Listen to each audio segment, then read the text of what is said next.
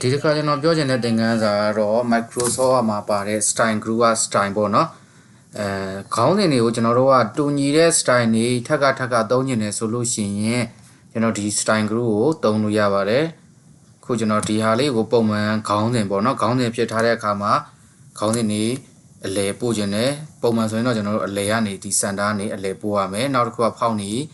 ကြီးခြင်းနဲ့ဒီကနေကြီးခြင်းနဲ့ဖောက်နေပြောင်းခြင်းနဲ့ဖောက်နေပြောင်းထားရမယ်ကြီးခြင်းနဲ့ဖောင်းဆိုင်တွေပြောင်းပြီးထားရမယ်ခေါင်းစဉ်ဖြစ်တဲ့အနေကျွန်တော်တို့ကဘိုးလောက်ချင်တာတို့underline မြင်တာချင်တာတို့ဖောင်းဆိုင်တွေကြီးခြင်းတာတွေကာလာတွေထည့်ချင်တာတွေအဲ့ဒါမျိုးဆိုလို့ချင်းဒီကနေပုံမှန်လုပ်နေတယ်ဆိုလို့ချင်းစာကြောင်းခေါင်းစဉ်တစ်ခုတွေ့တိုင်းတစ်ခါကျွန်တော်တို့ပြင်းနေရမှာပေါ့နော်ဒီဟာလည်းအပုံစံမျိုးပြင်နေတယ်ဆိုလို့ရှိရင်ဒီကနေတွားပြင်ရမယ်ဖောင်းဆိုင်တွေကြီးမယ်အလဲပို့ခြင်းနဲ့ဆိုရင်စန်တာပို့မယ်underline မြင်တာမယ်ထက်ကဒီကနေပြင်နေရမှာအဲ့ဒါမျိုးပြင်ရမယ့်ဟာကိုမပြင်တော့ဘဲနဲ့ဘယ်ကနေတွားမှလဲဆိုတော့ style ကနေတွားမယ်ပေါ့နော်ဒါဆိုရင် clear formatting နဲ့ပြန်ဖယ်လိုက်မယ်အဲ့လိုမျိုးအလဲပို့ချင်တာကိုကျွန်တော်တို့သူ့မှာပြင်ရင်တဲ့ style ကိုဘယ်မှာသွားပြင်မလဲဆိုတော့ heading 1မှာသွားပြင်လိုက်မယ် heading 1မှာကျွန်တော်တို့mouse လေးသွားတင်မယ် right click နှိပ်မယ်ပြီးသွားရင် modify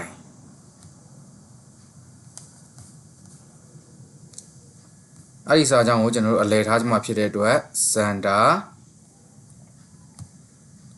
ဖောင်းဟိုကျွန်တော်စိတ်ကြိုက်ဖောင်းလေးတစ်ခုရွေးလိုက်မယ်ဖောင်း size ကို20ထားမယ် underline မြင်ထားလိုက်မယ်နောက်တစ်ခုကခေါင်းစဉ်ကိုကျွန်တော်အနီရောင်လေးသုံးနေတာဖြစ်တဲ့အတွက်အနီရောင်လေးကိုရွေးလိုက်မယ်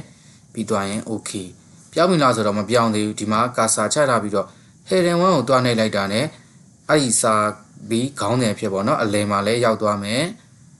စာကအနီရောင်လည်းဖြစ်သွားမယ်ဖောက်နေလည်းပြောင်းသွားမယ်ဖောင်းကာလာလေးလည်းပြောင်းသွားမယ်underline မြင်လဲဒါဗီဇာဖြစ်သွားမယ်နောက်တစ်ကြောင်းလဲကျွန်တော်တို့ထပ်ကပြီးတော့ဟိုဒီဖောင်းကလူတွေကနေတွားပြီးတော့ change စရာပြင်စရာမလိုတော့ဘူးဆက်တော့ကျွန်တော်တို့ပြင်ထားတဲ့ heading 1ကိုပဲတွားနှိပ်လိုက်တာနဲ့ခေါင်းစဉ်တွေဒီတစ်ခုချင်းပေါ့နော်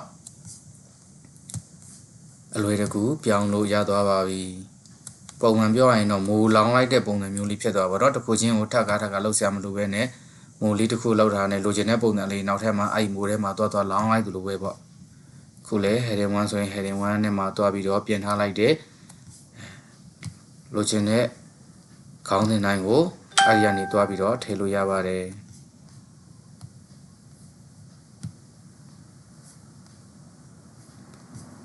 အားလုံးပဲလိုက်လုပ်ကြည့်ကြပါ